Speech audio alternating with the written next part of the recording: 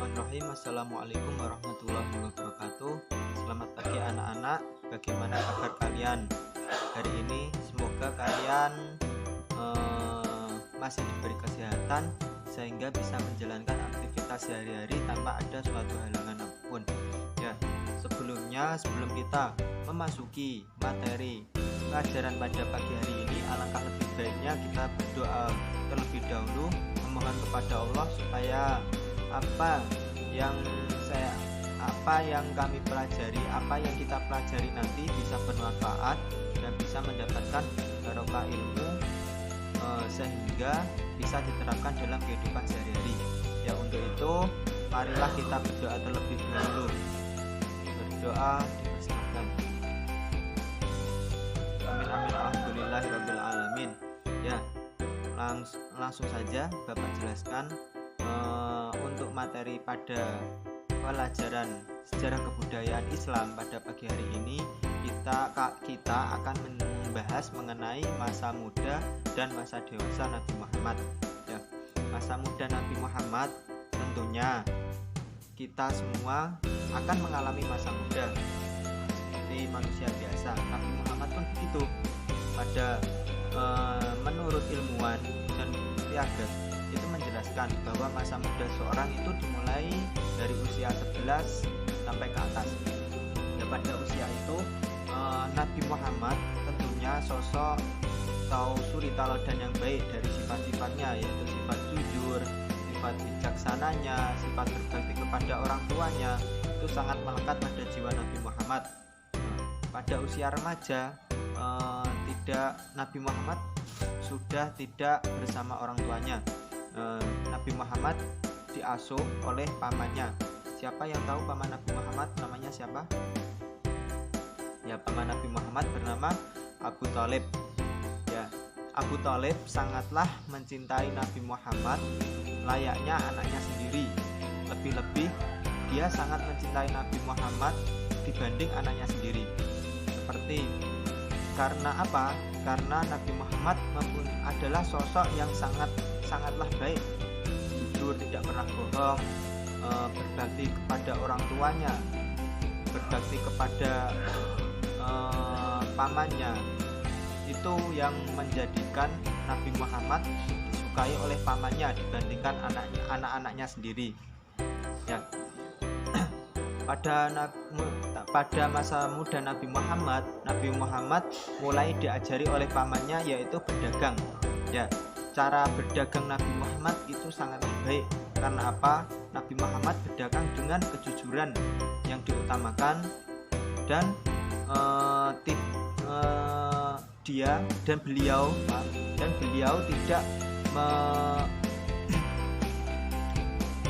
beliau sangatlah jujur dalam berdagang. Jadi banyak pembeli-pembeli yang suka ketika Nabi Muhammad dagang. Terus lanjut untuk masa dewasa Nabi Muhammad. Ya, masa dewasa Nabi Muhammad, kita lanjut ke peristiwa tadi. Nabi Muhammad saat itu berdagang dengan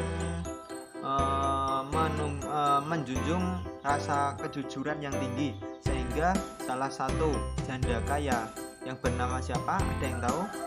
Ya, yang bernama Khadijah. Khadijah sangat memperhatikan atau sangat mengetahui bahwa Nabi Muhammad itu ketika berdagang menjalankan dagangannya dengan baik, sehingga banyak orang yang menyukainya. Oleh karena itu Nabi Muhammad ditawari Siti Khadijah untuk menjualkan dagangannya, dipercaya oleh Siti Khadijah untuk menjualkan dagangannya, dan Siti Khadijah itu menawarkan kepada Nabi Muhammad untuk memberikan upah 2 ekor unta. Akan tetapi paman Nabi Muhammad yaitu Abu Thalib itu menawarkan bahwasanya menaikkan gaji Nabi Muhammad menjadi 4 unta. Dengan itu Siti Khadijah pun menyetujui. Karena apa? Karena Nabi Muhammad itu sosok yang jujur dalam berdagang. Dengan itu Nabi Muhammad bekerja bekerja di Siti Khadijah, menjualkan dagangan Siti Khadijah, dan banyak orang yang menyukainya. Karena apa? Nabi Muhammad itu mengatakan dengan apa adanya. Jika ada barang yang itu cacat, itu ada kekurangan, Nabi Muhammad itu ngomong pada pembelinya, sehingga pembeli tidak kecewa. Dan Nabi Muhammad pun tidak menjual barang yang murah jadi mahal. Maksudnya apa? Nabi Muhammad menyetarakan kualitas barang sesuai dengan harganya. Jadi Nabi Muhammad tidak memahalkan harga. Dengan itu orang banyak menyukainya. Dan Nabi Muhammad saat berdagang itu bersama Maisarah. Dan ketika itu Maisarah bilang kepada Khadijah bahwasanya Nabi Muhammad dalam berdagang itu baik, akhlaknya baik, dan Siti Khadijah pun tertarik untuk mengajak untuk menjadikan Nabi Muhammad sebagai sosok suami. Pada itu umur Nabi Muhammad 25 dan umur Siti Khadijah berapa, ada yang tahu? Ya, umur Siti Khadijah 40 tahun. Ya. Dengan itu Siti Khadijah menyuruh Nufais binti Munya. Siti Khadijah menyuruh Nufais binti Munya untuk menawarkan bahwasanya Siti Khadijah ingin menjadikan beliau Nabi Muhammad sebagai pendamping hidupnya atau suaminya. Ya. Mendengar penawaran Nufaisah binti Munya, Nabi Muhammad menerima tawarannya, dan mereka berdua menikah pada usia Nabi Muhammad 25 tahun dan Siti Khadijah berumur 40 tahun. Pernikahannya itu Nabi Muhammad memberikan mahar 20 ekor unta muda pada Siti Khadijah. Dan dengan pernikahan itu mereka berdua beliau berdua dikaruniai 6 anak, yaitu diantaranya Qasim, Abdullah, Zainab, Ruqayyah, Ummu Kulthum, dan Fatimah. Qasim siapa? Qasim, Abdullah, Ummu Kulthum, Ruqayyah, dan Fatimah. Ya, Bapak harap murid-murid semua bisa menyebutkan nama-nama anak Nabi Muhammad. Ya. Terus lanjut untuk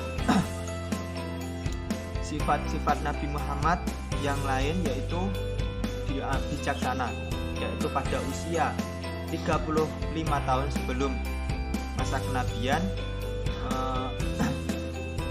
bangsa Quraisy dilanda banjir, dan di situ ada inisiatif dari warga, dari masyarakat tempat untuk memperbaiki Ka'bah. Ya, untuk memperbaiki Ka'bah tersebut menyuruh salah satu arsitek, yaitu yang bernama Bakum. Nah, pada waktu itu setelah renovasi itu berjalan, nah pada waktu peletaan Hajar Aswad ke tempat semula itu terjadi perselisihan. Perselisihan itu terjadi kurang lebih 5 hari, dan perselisihan itu juga ada indikasi pertumpahan darah antara mereka. Dan dengan itu salah satu sahabat, yaitu Abu Umayyah, memberikan tawaran atau memberikan tawaran kepada masyarakat di situ, yaitu siapa yang pertama kali lewat pintu masjid, pertama kali lewat pintu masjid, yaitu yang memimpin peletakan Hajar Aswad. Dan disitulah dengan izin Allah yang pertama kali masuk pintu masjid yaitu Nabi Muhammad. Ya, jadi yang memimpin peletakan Hajar Aswad itu Nabi Muhammad. Tetapi di situ Nabi Muhammad tidak meletakkannya sendiri.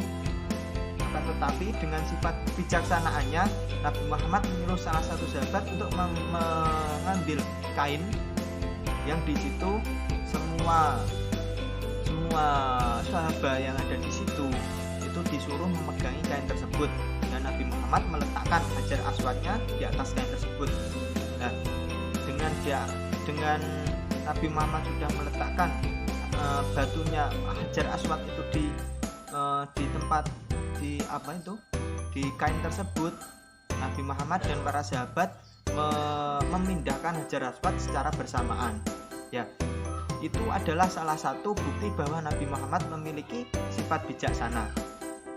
Ya, terus sifat-sifat Nabi Muhammad yang wajib kita tiru, yang wajib kita teladani dalam kehidupan sehari-hari itu banyak, yaitu sifat yang jujur, sifat yang berbakti kepada orang tua.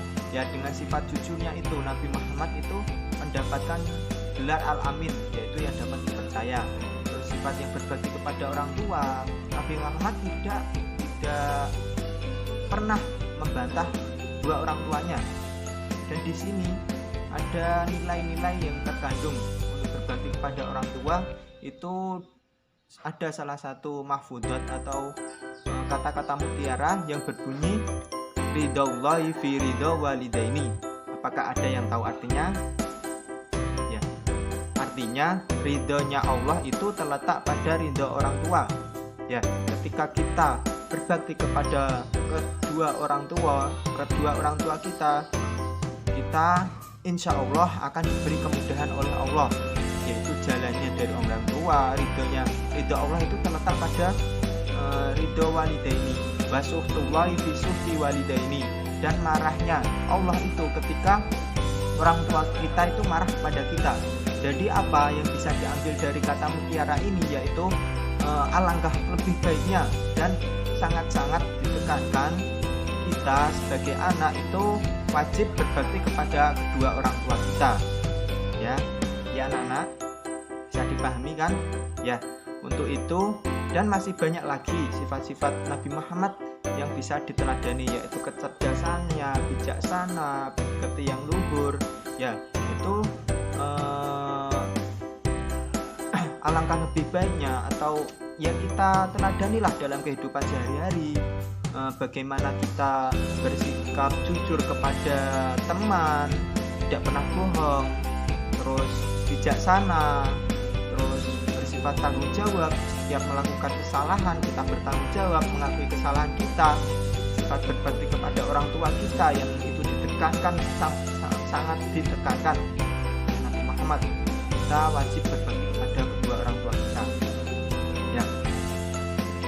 Ya mungkin cukup itu yang bisa Bapak sampaikan untuk materi pada pagi hari ini. Ya, kita berusahalah kita menjadi anak yang baik, menjadi anak yang berbakti kepada orang tua kita, berperilaku baik dalam kehidupan sehari-hari, dalam berteman, dalam bermasyarakat. Kita yang melakukan perilaku yang baik itu akan menumbuhkan sikap orang lain itu suka kepada kita ketika kita berbuat baik kepada mereka. Ya, mungkin itu yang bisa Bapak sampaikan. Nanti silahkan apa yang Bapak sampaikan ini diambil manfaatnya, kalau yang jelek dibuang, kalau yang baik diambil. Ya anak-anak, semoga pelajaran pada pagi hari ini dapat bermanfaat dan bermanfaat. Ya wa akhiran, wassalamualaikum warahmatullahi wabarakatuh.